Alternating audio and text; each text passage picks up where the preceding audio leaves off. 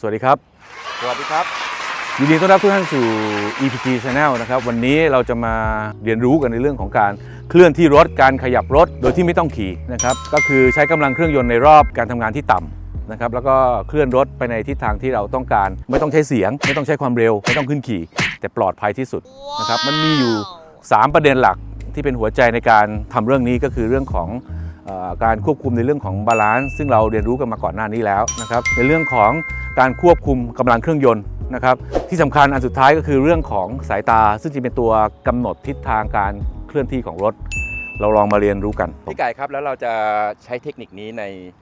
ระยะเวลาหรือช่วงไหนของการขับขี่ครับบางครั้งเราเข้าจอดมีเพื่อนมาจอดปิดข้างหน้าบางครั้งเราจอดรถไว้ในโรงจอดรถแล้วต้องการขยับรถออกไปนะครับพื้นมีความลื่นหรือมีความเสี่ยงหรือมีความเอียงนะครับเราเอาเรื่องนี้มาใช้มันสามารถถ้าคุณทำมันเชี่ยวชาญคุณสามารถเลี้ยวรถหรือว่ากลับรถในพื้นที่แคบๆได้เลยนะครับ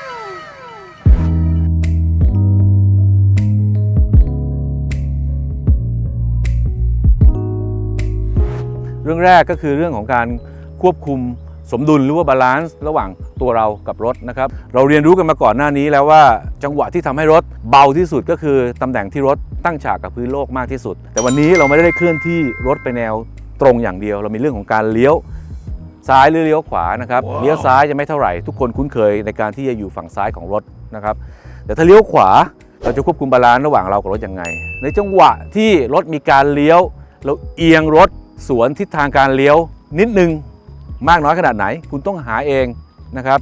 แต่อย่าให้มันเอียงมากเกินซ้ายไม่เท่าไหร่ถ้าขวาถ้าคุณเอียงไปทางขวามากเกินไปเนี่ยอาจจะมีอาการเฮ้ยได้นะครับซึ่งนั่นคือสิ่งที่ทุกคนไม่อยากให้เกิดนะครับตำแหน่งการยืนของเรากับรถ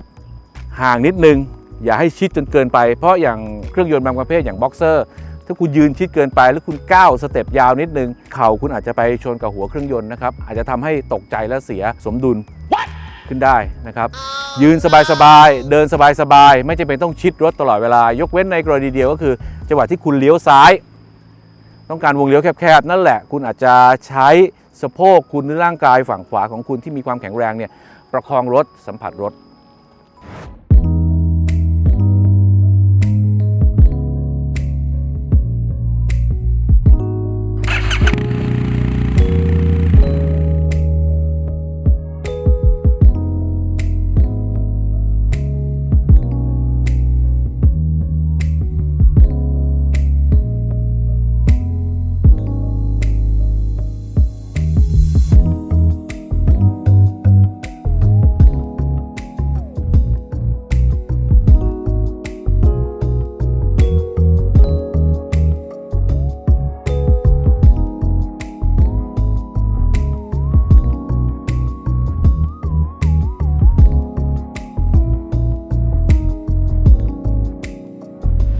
เรื่องที่2ก็คือเรื่องของการควบคุมกำลังเครื่องยนต์นะครับมือซ้ายที่ใช้คลัตช์อยู่นะครับเป็นตัวควบคุมการเคลื่อนที่ของรถเร็วหรือช้าอยู่ที่มือซ้ายนะครับเราใช้แค่รอบเดินเบาในการ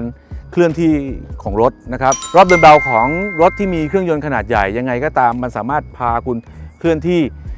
ไปในพื้นที่ราบหรือว่าพื้นที่ที่มีสโลปนิดหน่อยได้อยู่แล้วนะครับถ้ามันรู้สึกว่ากำลังน้อยเกินไปคุณก็แค่ปล่อยคลัตช์ให้มันมากกว่าเดิมรู้สึกว่ามันเร็วเกินไปถ้าคุณปล่อยคลัตช์หมดเราก็แค่กำคลัตช์เข้ามาเพื่อตัดกำลังเครื่องยนต์นะครับมากหรือน้อยอยู่ที่คุณเลือกใช้อยู่ที่ความคุ้นเคยและอยู่ที่สถานการณ์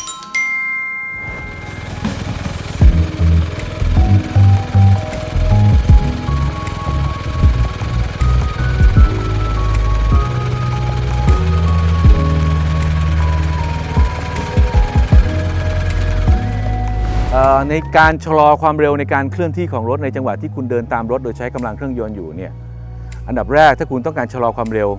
ใช้การกำคลัตช์เพื่อตัดกำลังเครื่องยนต์ตัดการขับดันรถไปข้างหน้านะครับพยายามใช้เบรกหน้าให้น้อยนะครับยิ่งถ้าเกิดคุณใช้เบรกหน้าแบบกำปักหรือว่าใช้แบบกำ100%ในจังหวะเวลาสั้นๆเนี่ยจังหวะที่คุณไปทางซ้ายไม่ค่อยเท่าไหร่นะครับแต่ถ้าเกิดรถเอียงขวาอยู่ไปทางขวาอยู่เนี่ยอันนี้เสี่ยงนะครับพยายามใช้มันให้นุ่มนวลหรือไม่ใช้เป็นดีแนะนำให้ใช้มือซ้ายในการคอนโทรลความเร็วด้วยคลัตช์ครับ ใ